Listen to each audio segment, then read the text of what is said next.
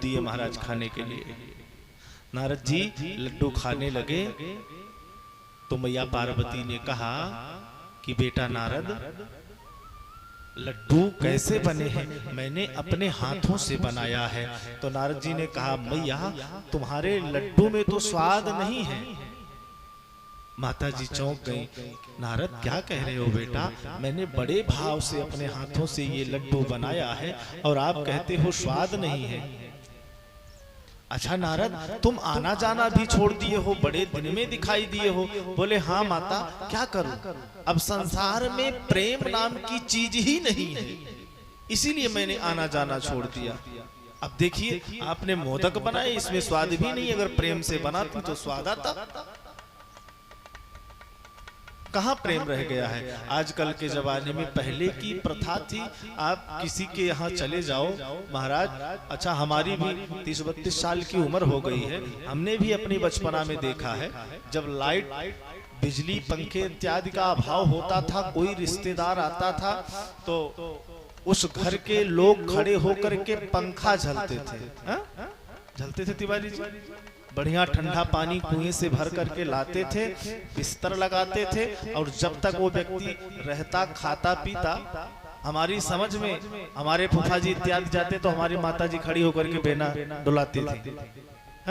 घर के लोग आते थे तो कोई रिश्तेदार आता था तो पंखा डुलाया जाता था महाराज। लेकिन आज तो कोई रिश्तेदार चला जाए, किसी के पास समय ही नहीं है। रिश्तेदार बैठा हो चाहे नातेदार बैठा हो, अपना महाराज वो सोशल मीडिया का जमाना है, मोबाइल लिए महाशय, घर के पुरुष की बात छोड़िए, स्त्रियां भी महाराज व्हाट्सएप पे टिक टिक टिक टिक, फेसबुक व्हाट्सएप चल रहा है। चल रहा है कि नहीं चल रहा है? रिश्तेदार छोड़िए महाराज, सब बात छोड़िए, रिश्तेदार की बात छोड़िए, कहां प्रेम रह जाएगा। पिता पुत्र बैठे हुए हैं, पहले शाम को लोग एकत्रित होते थे तो एक जगह बैठ करके वार्ता करते थे। दादाजी करते थे वार्ता की नहीं? सारी सलाह होती थी कि नहीं? मोछ वाले दादा, सही कह रहा हूं कि नहीं? लेकिन अब तो पिता पुत्र एक जगह बैठे रहते हैं महाराज, मोबाइल चला रहे हैं, सारा बिजनेस मोबाइल से ही। सब बात छोड़िए, हम तो शहरों में ये तक देखे हैं कि पति पत्नी एक के बेड पे लेटे हैं और पत्नी अलग मोबाइल में लगी है, पति अलग मोबाइल में लगा है। महाराज सबसे बड़ी नौबत यही है तलाक की, इसका ध्यान दिए रहना। प्रेम नहीं होगा तो तलाक होगा ही।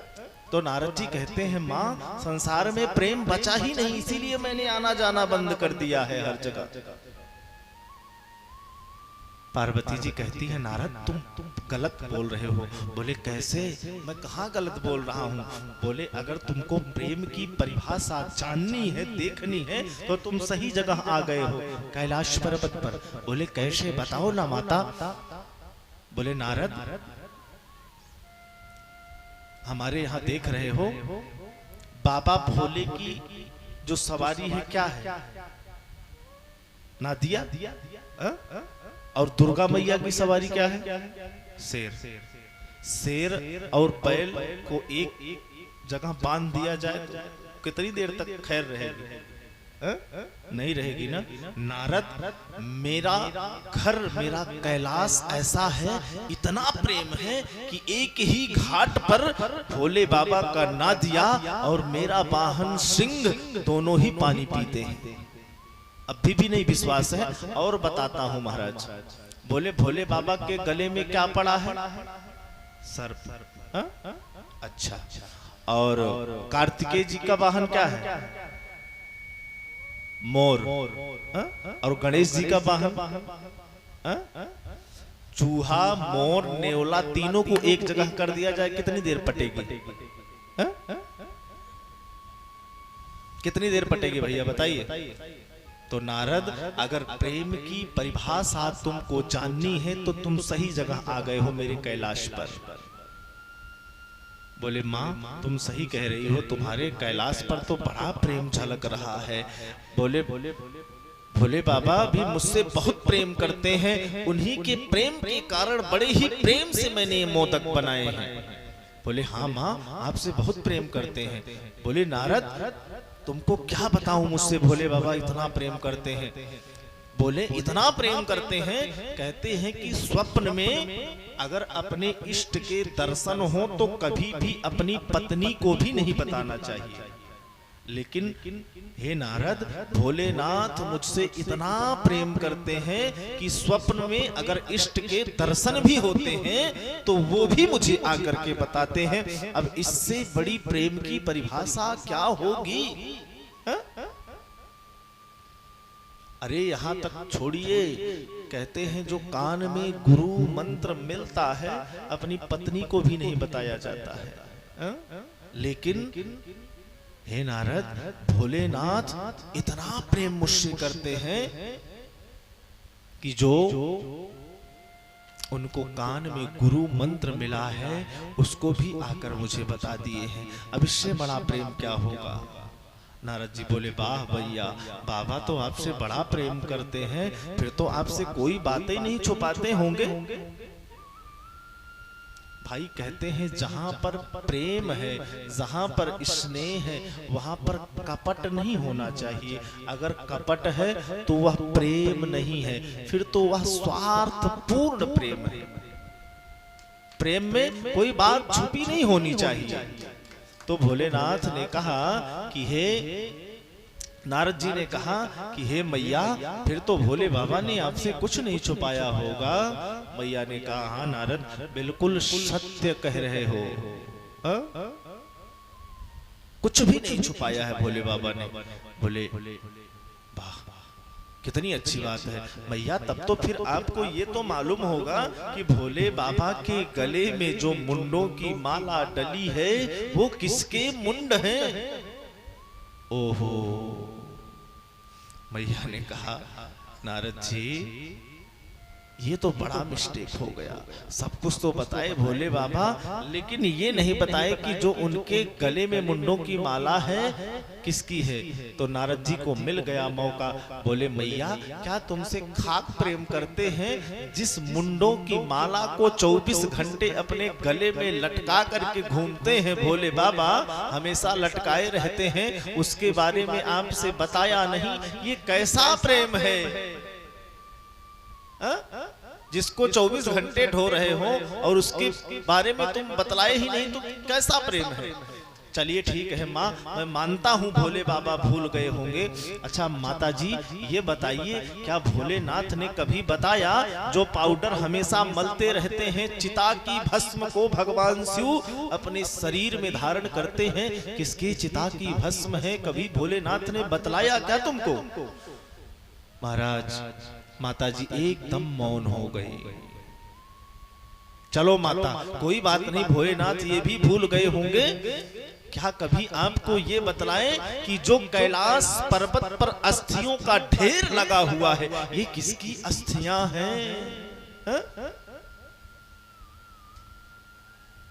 महाराज, अब तो माता पार्वती जो बड़ी प्रेम की परिभाषा बतला रही थी नारद जी को, मानो एकदम मौन हो गई।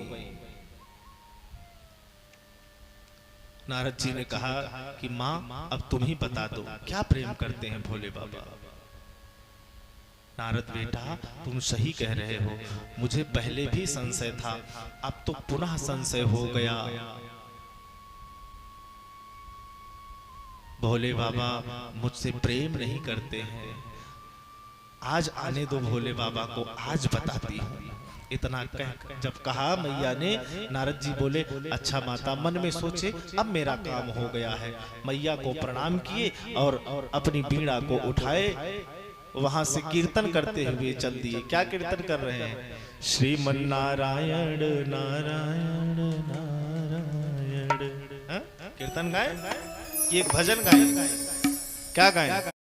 चलिए, श्रीमन नारायण नारायण नारायण, श्रीमन नारायण।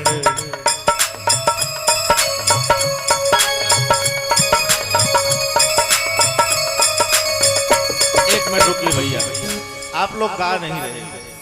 अगर गाओगे नहीं तो हम भी नहीं गाएंगे। तिवारी जी हमको दक्षिणा देंगे जाते समय, आप लोग थोड़ी नहीं दोगे। कि दोगे? आप लोग देंगे? अरे वाह, क्या बात है, वाह वाह वाह वाह वाह। बहुत सारे दानी दाता बैठे हैं भैया, ठाकुर जी ऐसे ही कृपा दृष्टि बनाए रखें। तो गाइए आप लोग, यही मेरी दक्षिणा है। मुझे दक्षिणा ठाकुर जी बहुत दे रहा है। आप मेरे साथ ठाकुर जी का नाम लो, सबसे बड़ी दक्षिणा तो मेरी यही है। बड़े भाव से क्या कहना है? हमारो धन राधा श्री राधा श्री राधा, हमारो धन राधा श्री राधा श्री राधा, हमारो धन राधा राधा राधा राधा राधा, हमारो धन राधा राधा राधा राधा राधा, हमारो धन राधा श्री राधा श्री राधा, हमारो धन राधा श्री राधा श्री राधा, संतों की प्यारी राधा राधा राधा राधा राधा, संतों की प्यारी राधा राधा राधा राधा, हमारो धन राधा श्री राधा श्री राधा, हमारो धन राधा श्री राधा श्री राधा, हमारो धन राधा श्री राधा श्री राधा, हमारो धन राधा श्री राधा श्री राधा। जय हो। चलिए भाव से।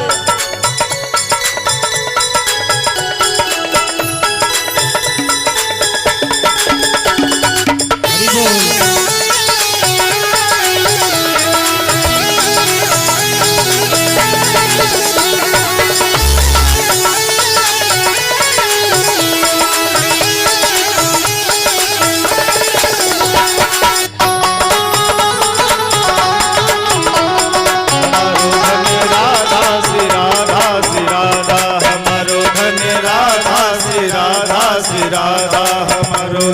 राधा श्री राधा श्री राधा, हम सबकी प्यारी राधा राधा राधा राधा राधा, हम सबकी प्यारी राधा राधा राधा राधा राधा, संतों की प्यारी राधा राधा राधा राधा राधा, संतों की प्यारी राधा राधा राधा राधा राधा, हमारो धन राधा श्री राधा श्री राधा, हमारो धन राधा श्री राधा श्री राधा, विश्वभानु दुलारी राधा राधा राधा राधा राधा, भानुवाली राधा राधा राधा राधा राधा, हमारो धन राधा श्री राधा श्री राधा, हमारो धन राधा श्री राधा श्री राधा, परम धन राधा श्री राधा श्री राधा, परम धन राधा श्री राधा श्री राधा, हमारो धन राधा श्री राधा श्री राधा, हमारो धन राधा श्री राधा श्री राधा, हमारो धन राधा राधा राधा राधा राधा, हमारो धन राधा राधा राधा राधा राधा, परम धन राधा श्री राधा श्री राधा, परम धन राधा श्री राधा श्री राधा।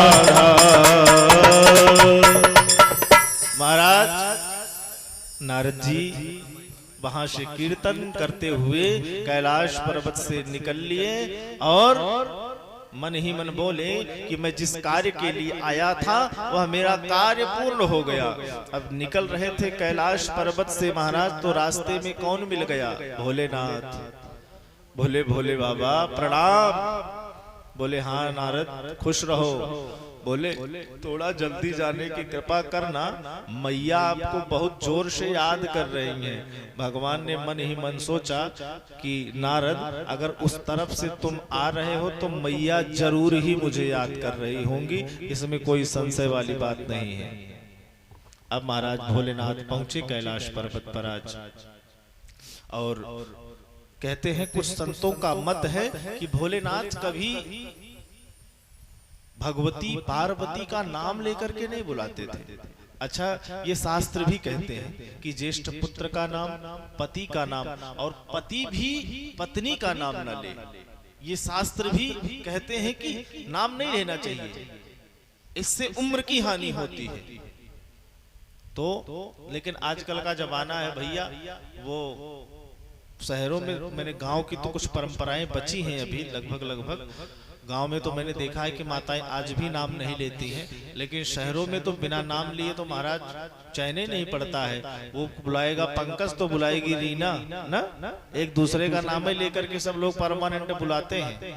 इससे आयु की हानि होती। अरे भैया पंकज बुरा मत मानना, मुझे ध्यान नहीं रहा, मैंने आपका नाम ले लिया, और ऐसा तो नहीं आपकी बहू का नाम री नहीं है, तब ठीक है, तब तो बच गए, कोई बात नहीं है।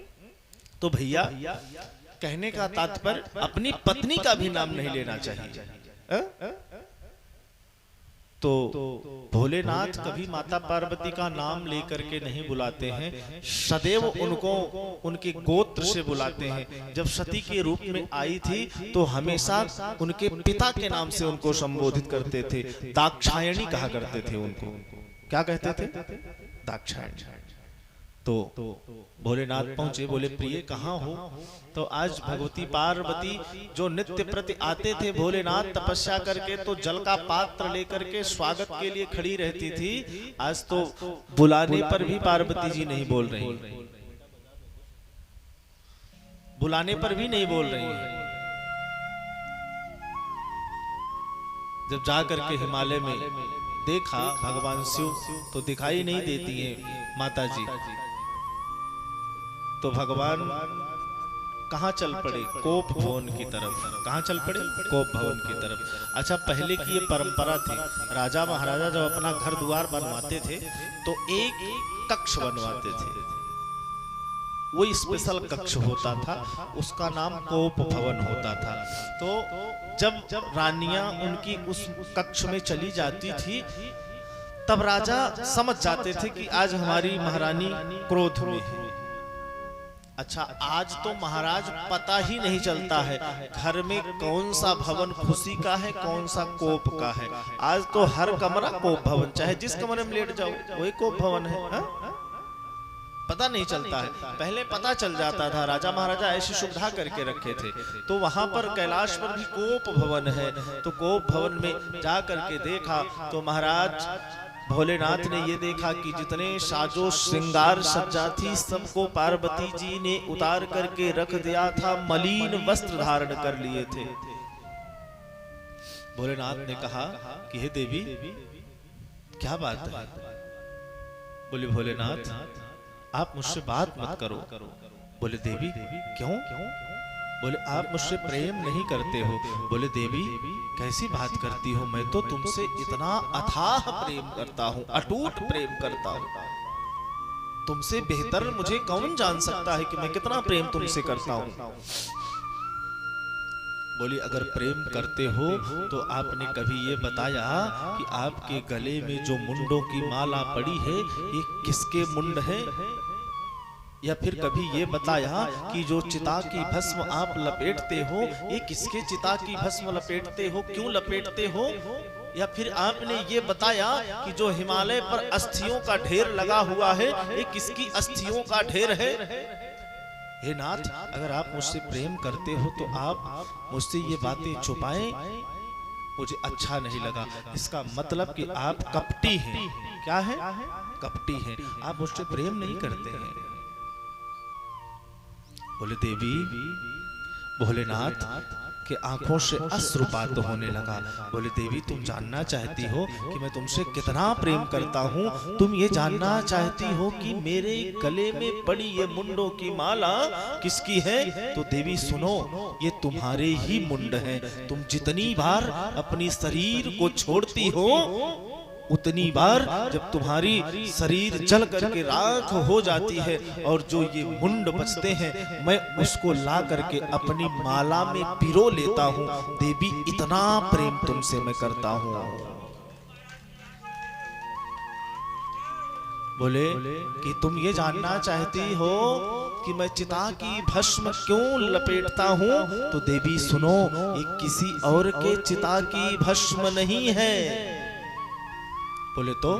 बोले देवी तुम्हें इतना याद करता हूँ, इतना प्रेम करता हूँ कि जब आपके पंच भौतिक शरीर को जला दिया जाता है तो उससे उत्पन्न जो राख है, जो चिता की भस्म है, आपके प्रेम में इतना बिहबल हो जाता हूँ कि उसी चिता की भस्म को ला करके मैं अपने शरीर में लपेटता हूँ। महाराज इतना प्रेम करता हूँ।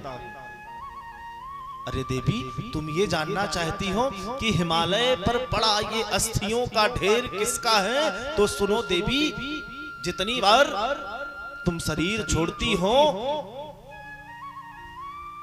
उतनी बार जो अस्थियां होती हैं मैं ला करके इस हिमालय पर एकत्रित करता गया। देवी, अब मुझसे ज्यादा क्या कोई तुमको प्रेम कर सकता है क्या? जैसे ही पार्वती जी ने इतना सुना, बोले बाबा आप तो कपटी नहीं, फिर तो महाकपटी हैं। बोले क्यों? बोले ये बताओ, मैं इतनी बार मर चुकी हूँ, 108 बार मर चुकी हूँ, इतनी बड़ी माला हो गई है, और आप एक भी बार नहीं मरे। आपने कौन सी बूटी पी रखी है कि आप मरते ही नहीं हो, मुझे ही मरना पड़ता है बार बार। फिर तो आप कपटी नहीं महाकपटी हुए भाई। तो भगवान शिव ने कहा कि देवी, मैंने अमर कथा का पान कर रखा है। क्या? अमर कथा। भैया अमर कथा क्या है? बोले भैया यही भागवत कथा ही अमर कथा है, अमर करने वाली है। धुंधकारी की प्रेतत्व से निवृत्ति हुई। धन्यम भागवती वार्ता प्रेत पीड़ा विनाशिनी। महाराज कहते हैं ये जो भागवत कथा है यही अमर कथा है। मैंने अमर कथा का पान कर रखा है देवी, इसीलिए मैं नहीं मरता हूं। बोले बाबा तो ऐसी कृपा हम पर भी करो कि इससे छुट्टी हमको भी मिल जाए झंझट से मरने से। बार बार मरना पड़ता है, बार बार जन्मना पड़ता है, हमको भी अमर कथा पिलाओ। बोले ठीक है देवी, अगर तुम कह रही हो तो हम आपको अमर कथा पिलाते हैं। बोले ठीक है। महाराज आज कैलाश पर भगवान ने अपने डमरू को लेकर के बजाया, तो कहते हैं महाराज जितने वहां पर जीव थे, पशु पक्षी थे, सब वहां से चले गए महाराज। अच्छा, सबसे बड़ी बात यह है सब जीव जंतु चले गए। अब भगवती पार्वती को कथा सुनाने के लिए भोलेनाथ बैठे। बोले देवी देखो, मैं कथा सुनाता हूं तो नेत्र बंद करके सुनाता हूं। कैसे? आंख बंद करके सुनाता हूं। मैं अपने इष्ट का ध्यान करके कथा सुनाता हूं, लेकिन मैं कैसे जानूंगा कि आप कथा सुन रही हो? बोले कि बताइए प्रभु। बोले तुम हुंकारी भरते रहना, ओम ओम। जैसे कथा पहले अपने नातियों को दादा दादी कथा सुनाते थे ना, एक राजा था, हाँ, एक रानी थी, हाँ, भाई हाँ हाँ जब तक कर रहे हो तब तक कहानी चलती थी, और जब हाँ करना बंद कर दिए दादी कथा सुनाना बंद। तो महाराज बोले ठीक है। तो कथा सुनाने बैठे तो अब कथा प्रारंभ हुई महाराज। अब पार्वती जी ओम ओम ओम शब्द का उच्चारण कर रही हैं, लेकिन कथा सुनाते सुनाते जब भोलेनाथ वहां पहुंच गए ज्ञान की कथा पर महाराज, एकादश स्कंध में ज्ञान की कथा पर भगवती पार्वती को निद्रा आ गई। भगवती पार्वती को निद्रा आ गई महाराज। लेकिन एक वहां पर कौतूहल हुआ था। क्या हुआ था? जिस समय भोलेनाथ ने डमरू बजाया था, सभी पशु पक्षी तो चले गए कैलाश को छोड़ करके। उसी समय एक सुकी गर्भिणी थी,